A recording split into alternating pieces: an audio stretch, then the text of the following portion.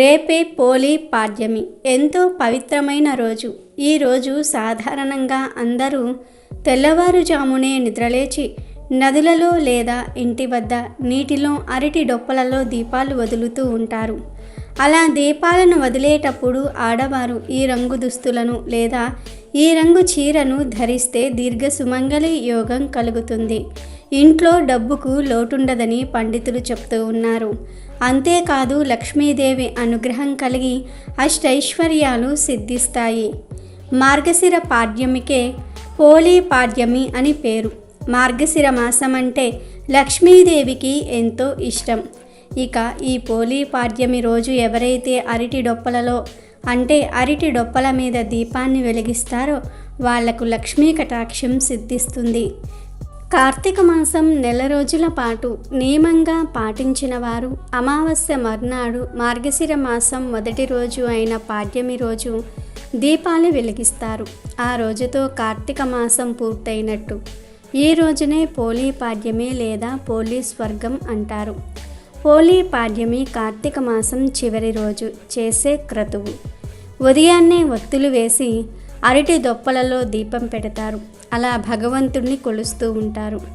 హరిహరాదులకు కార్తీక మాసం ప్రీతికరమైంది. మాసం ముగింపు సందర్భంగా తెల్లవారుజామున నేతిలో ముంచిన వత్తులతో అరటి దొప్పలలో దీపాలను వెలిగించి భక్తులు నదులలో పుష్కరిణిలలో వదులుతూ ఉంటారు. వీలు కాని వారు ఇంటి వద్ద తులసి కోట వద్దే టబ్బులలో బకెట్లలో వదులుతూ ఉంటారు. స్త్రీలు అత్యంత భక్తి శ్రద్ధలతో జరుపుకునే నోముల్లో పోలీ స్వర్గం నోము ఒకటి. పురాతన కాలం నుంచి తన ఉనికిని కాపాడుకుంటూ వస్తున్న నోములలో ఇది ప్రధానమైనది. ఈ తరం స్త్రీలను కూడా ఎంతగానో ప్రభావితం చేస్తుంది ఈ నోము. కార్తీక మాసంలో ఆఖరి రోజున అనగా అమావాస్య మరుసటి రోజు తెల్లవారుజామున పోలిని స్వర్గానికి పంపిస్తారు. కార్తీక మాసం చివరి రోజు చీకటితో లేచి అంటే సూర్యుడు తులారాశిలో ఉన్నప్పుడే లేచి నెల రోజులు చేసినట్టుగా స్నానం చేసి అరటి దొప్పల్లో వత్తిని వెలిగించి చెరువులో కానీ లేదా ఒక బేసిన్లో నీళ్లు పోసి కానీ దీపాన్ని వదులుతూ కథను చదువుకోవాలి. తరువాత కథ అక్షింతలు తల మీద వేసుకోవాలి. కార్తీక మాసంలో నెల మొత్తం దీపాలు వెలిగించలేకపోతే కనీసం ఈ ఒక్కరోజు అయినా సరే అరటి డొప్పలలో దీపాలు వెలిగించండి. నెల మొత్తం దీపాలు వెలిగించిన పుణ్యం వస్తుంది. అరటి డొప్పలు లేకపోతే విస్తరాకులతో చేసిన చిన్న ప్రసాదం బౌల్స్ ఉంటాయి కదా, వాటిలో కూడా దీపాలు పెట్టి నీటిలో వదలవచ్చు. అరటి డొప్పలను నీటిలో వదిలే సమయంలో సర్వం శ్రీ పార్వతీ పరమేశ్వరమస్తు అనే మంత్రాన్ని మనసులో అనుకుంటూ దీపాలను వదిలి నమస్కారం చేసుకుని ముత్తైదువులకు తాంబూలం సమర్పించి బ్రాహ్మణులకు స్వయం పాకం లేదా సాలగ్రామ దానం చేయాలి. అలాగే దీపదానం మీ వీలును బట్టి మీరు ఏమి దానం చేయగలిగితే వాటిని బ్రాహ్మణులకు దానం చేయాలి. ఇలా పోలీ పాడ్యమి రోజు దీపం వదిలితే ఆ ఇంట్లో సిరి సంపదలకు ఆమె సౌభాగ్యానికి ఎటువంటి లోటు ఉండదని శివపురాణంలో ఉంది. కాబట్టి ఇప్పుడు మనం చెప్పుకున్న విధంగా ఆ దీపాలను నదులలో కాలువలలో వదలండి. నదిలో కాలువలో వదిలే వీలు లేనివారు మీ ఇంటి వద్దే బకెట్ నీళ్ళల్లో లేదా టబ్బులో వదిలి భక్తి శ్రద్ధలతో నమస్కారం చేసుకుంటే ఆ శివ పార్వతుల అనుగ్రహం మీకు తప్పకుండా లభిస్తుంది. పోలీ పాడ్యమి రోజు చేసే స్నానానికి కూడా విశేషమైన ప్రాధాన్యత ఉంది. పోలీ పాడ్యమి రోజు ఉదయం నక్షత్రాలు ఉండగానే స్నానం చేస్తే చాలా శ్రేష్టం. కొంతమంది ఆడవారు ఈరోజు చీకటితో ముందే ఇంటి వద్ద శుచిగా స్నానం చేసుకుని నదుల వద్దకు వెళ్ళి దీపాలు వదులుతారు. ఇక మళ్ళీ అక్కడ స్నానం చేయరు. మరికొంతమంది స్త్రీలు ఇంటి వద్ద స్నానం చేసి మళ్ళీ నదిలో కూడా స్నానం చేస్తారు.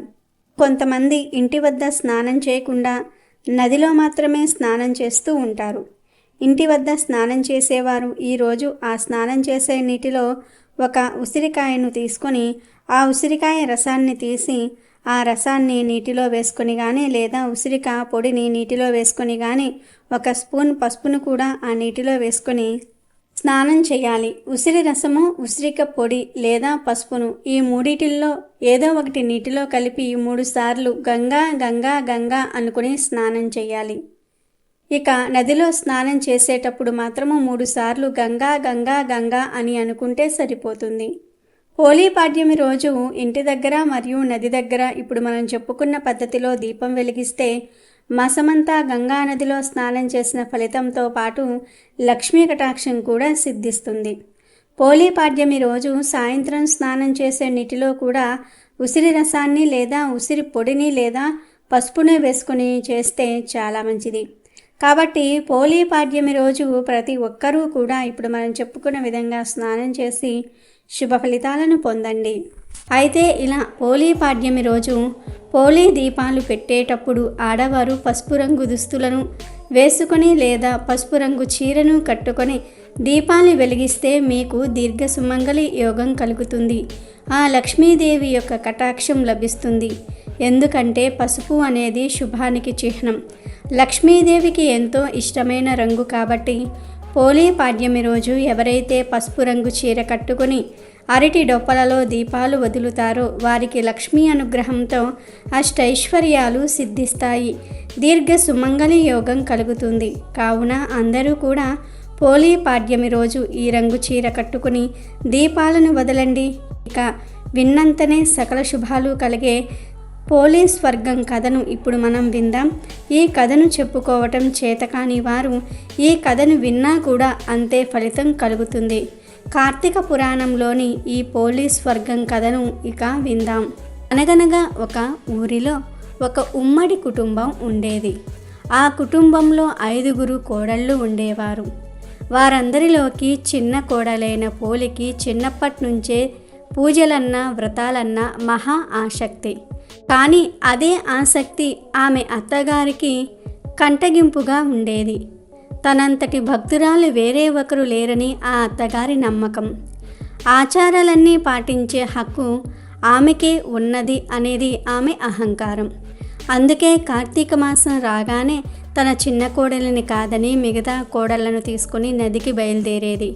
అక్కడ తన కోడళ్లతో కలిసి చక్కగా నదీ స్నానం చేసి దీపాలను వెలిగించుకొని వచ్చేది. ఈలోగా కోడలు ఎక్కడ దీపం పెడుతుందోనన్న అనుమానంతో దీపం పెట్టేందుకు కావలసిన సామాగ్రి ఏది ఇంట్లో లేకుండా జాగ్రత్త పడి మరీ బయలుదేరి వెళ్ళేది అత్తగారు.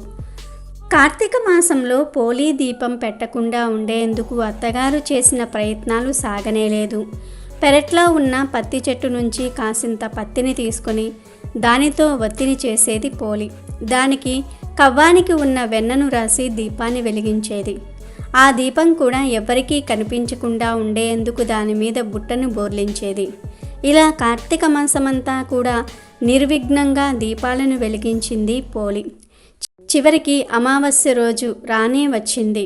కార్తీక మాసం చివరి రోజు కాబట్టి ఆ రోజు కూడా నదీ స్నానం చేసి ఘనంగా కార్తీక దీపాలను వదిలేందుకు అత్తగారు బయలుదేరింది. వెళ్తూ వెళ్తూ పోలి ఆ రోజు కూడా దీపాలను పెట్టే తీరిక లేకుండా ఇంటి పనులన్నీ కూడా అప్పగించి మరీ వెళ్ళింది. కానీ పోలి ఎప్పటిలాగే ఇంటి పనులను చకచకా ముగించేసుకుని కార్తీక దీపాన్ని వెలిగించుకుంది.